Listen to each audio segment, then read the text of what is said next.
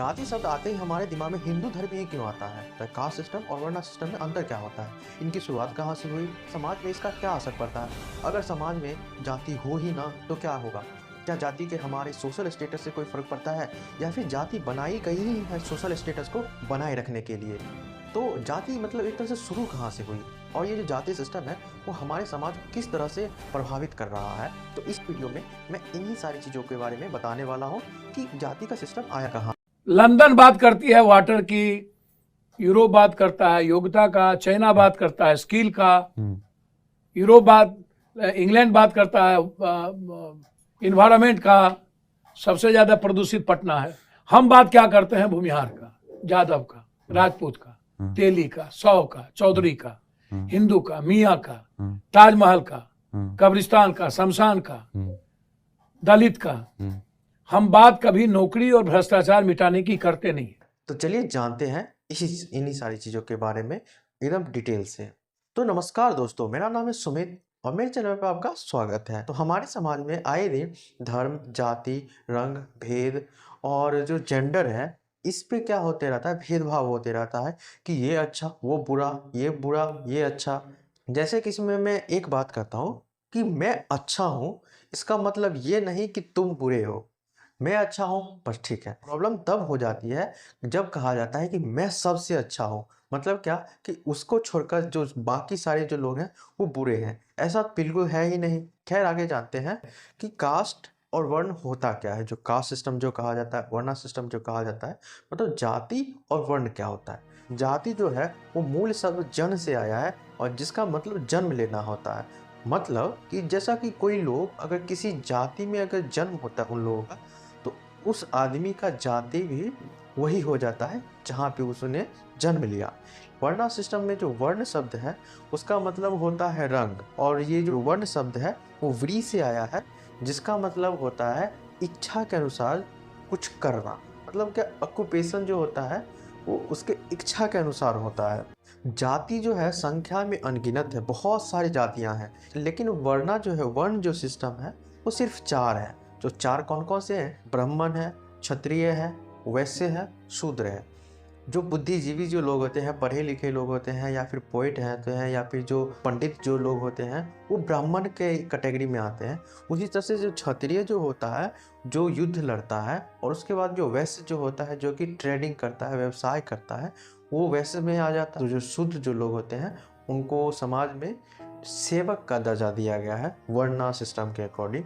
लेकिन जो caste system है उसमें बहुत सारी जो जातियां हैं वो अपने अपने जिस जाति में जिनका जन्म हो जाता है उनमें उनका वही उनका जाति हो जाता है।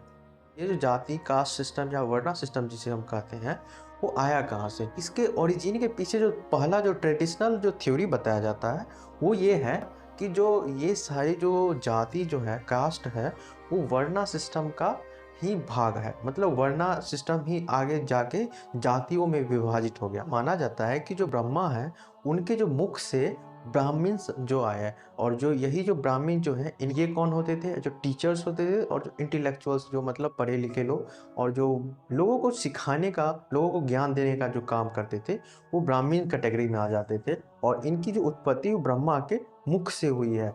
उसी तरह से जो क्षत्रिय जो है इनका काम जो रहता था युद्ध लड़ना, दी वॉरियर्स। और ये इनका जो उत्पत्ति जो हुआ है जो ब्रह्मा के आर्म से हुआ है, उनके भुजाओं से हुआ है।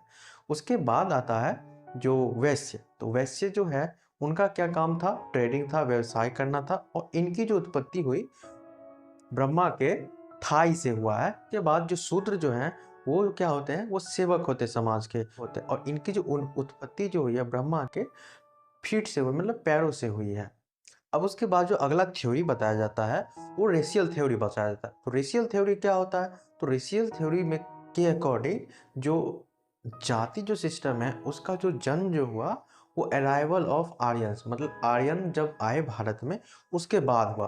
तो उन्होंने ही जो आर्यन है और नॉन आर्यन जो रहते थे, मतलब जितने भी आर्यन जो हैं वो खुद को अपर क्लास में रखते थे। मतलब क्या, समाज में जो ऊपर के दर्जे में खुद को रखते थे और जो नीचे के जो दर्जे जो जो रह गए वहाँ पे जहाँ के पहले से रह रहे स्थानीय लोगों को वो नीचे के दर्जे में रखा करते थे। तो ऊपर के दर्जे में ब्रह्म क्षत्र, विश्व, तो ब्रह्म मतलब वही ब्राह्मण वाला, और क्षत्र मतलब वही क्षत्रिय वाला जो कि युद्ध लड़ना होता था, और विश्व मतलब वही विश्व मतलब क्या, जो वैश्य होते थे मतलब व्यवसाय वाला, और जो लास्ट में जो शूद्र बचेगा उनका फिर से वही काम जो अन्य लोगों की सेवा करना। तो ऋग्वेद में भी आर्यंस का बहुत ज़्यादा उल्लेख है। उसके बाद जो अगला जो थ्योरी बताया जाता है, ये कुछ हद तक और भी ज़्यादा इस पे हम विश्वास कर सकते हैं, ऑक्यूपेशनल थ्योरी। तो ऑक्यूपेशनल थ्योरी क्या कहता है, इसके अकॉर्डिंग जो लोग शुरू से ही जो अपना कुछ कुछ काम करते आए वही उनकी जाति हो गई। जैसे कि जो लोग अच्छे काम करते गए, मतलब जो समाज में जो कि जिसका वैल्यू ज़्यादा है, जिसका सम्मान ज़्यादा है, उस उन सारी चीज़ों को ऊंची जाति कही गई।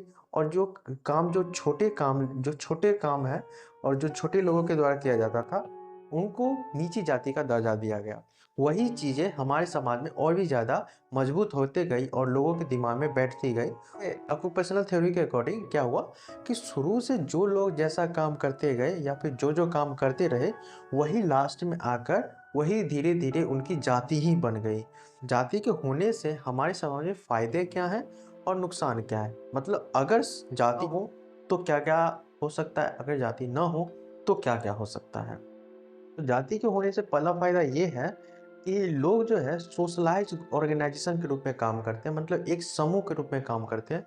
जैसे कि अगर एक किसी एक जाति का नाम लिया जाए तो उसका एक समुदाय होता है जो कि एक काम, उनका एक ही पेशा रहता है, वो सारे मिलकर वही पेशा काम करते हैं। तो जिससे कि क्या होता है कि उसका दूसरा फायदा निकल के आता है कि लोगों का उस विशेष क्षेत्र में मोनोपोली हो जाता है, जिससे कि उनको ज़्यादा फ़ायदा होता है। लोग जो है उनके पास ज़्यादा आते हैं और उनसे उनका जो सेल जो है वो ज़्यादा होता है या उनको ज़्यादा प्रॉफिट होता है। और उससे फिर से इसका तीसरा फ़ायदा ये हो जाता है कि लोग जो हैं एक ही कास्ट में रहने से, चूँकि वो काम वो शुरू से करते आए हैं, तो उस काम में वो स्पेशलाइज़ हो जाते हैं, जिससे कि उनका जो प्रोडक्टिविटी है वो बढ़ जाता है। अब इसके होने से नुकसान क्या है, तो लोगों को जाति के आधार पर वोट बैंक बना दिया गया है। उसके बाद चूँकि मैंने क्या बताया कि जाति जो होता है वो जन्म से होता है, मतलब क्या कि जिस जाति में लोगों का जन्म हो गया उन्हें वही जाति का जो भी काम है वो करना पड़ता है। क्योंकि समय के साथ साथ अब ऐसा नहीं होता है, लोग अपनी इच्छा से कुछ काम कर पाते हैं जो भी वो चाहते हैं, लेकिन अभी भी कई जगहों पर ऐसा नहीं हो पाता है संभव। जाति सिस्टम के होने से सबसे नीची जाति में भी जो कुछ लोग रहते हैं, तो लोअर कास्ट के जो लोग होते हैं, नीचे होने के कारण खुद का रिलीजन ही कन्वर्ट करवा लेते हैं ताकि दूसरे धर्म में इनको ऊंची जाति का दर्जा मिल पाए।